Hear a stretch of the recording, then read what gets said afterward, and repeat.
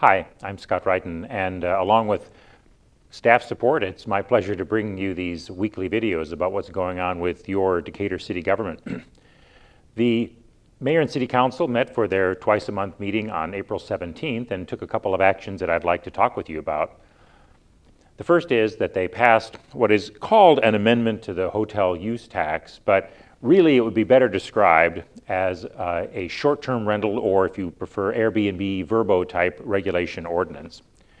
Now, the reason for their doing this is really twofold. The first is that there should be a level playing field between people who provide lodging for a fee at a hotel and those who provide lodging for a fee at a private residence in a single-family residential zone. And so this ordinance that the City Council adopted does that. It makes the same taxation for hotel-motel tax apply to both.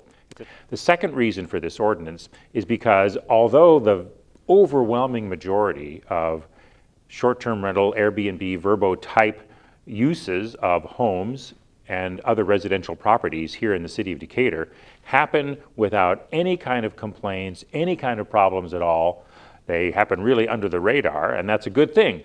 But sadly, there's always a few folks who tend to stray outside the lines and perhaps are not as sensitive to the needs of their neighbors.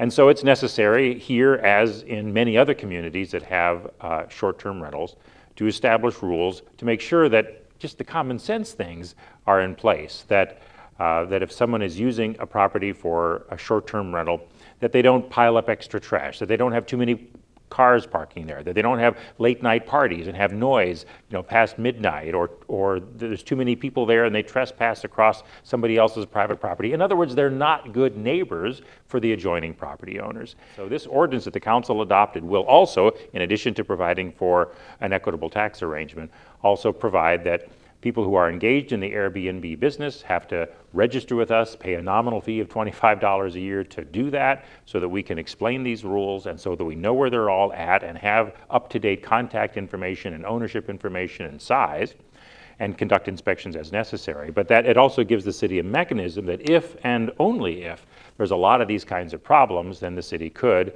theoretically find ordinance violations, or even if necessary, revoke their registration and their right to do that because they would have abused the privilege.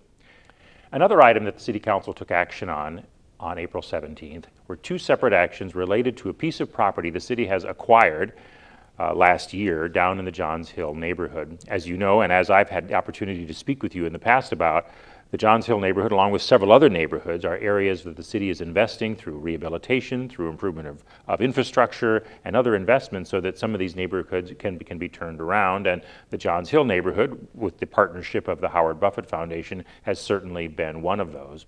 And we acquired a former nursing home over in the 800 block of John Street, which we are partnering with Dove to convert into transitional housing. So the city received a grant from the federal government specifically for transitional housing. So this isn't money that's coming out of our ARP or some other portion of the city's budget that would otherwise go for normal city services. This was dedicated and specifically earmarked for transitional emergency housing kinds of needs. And so we were pleased to get that nearly $1.5 million grant. We acquired this property, and now we're partnering with Dove for them to eventually take it over and to rehabilitate what was an old nursing home into a property that has lots of different kinds, sizes and shapes and of different living units so that they can respond to the different types of people who need transitional and emergency housing.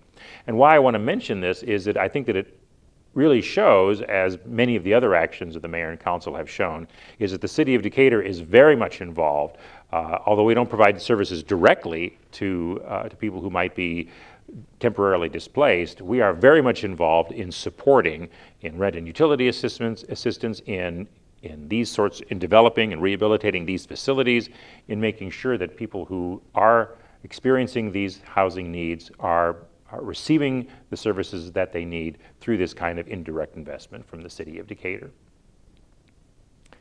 Finally, I'd like to point out one of the other actions that the mayor and city council took on the 17th of April was to expand the really accessibility of the Decatur transit system.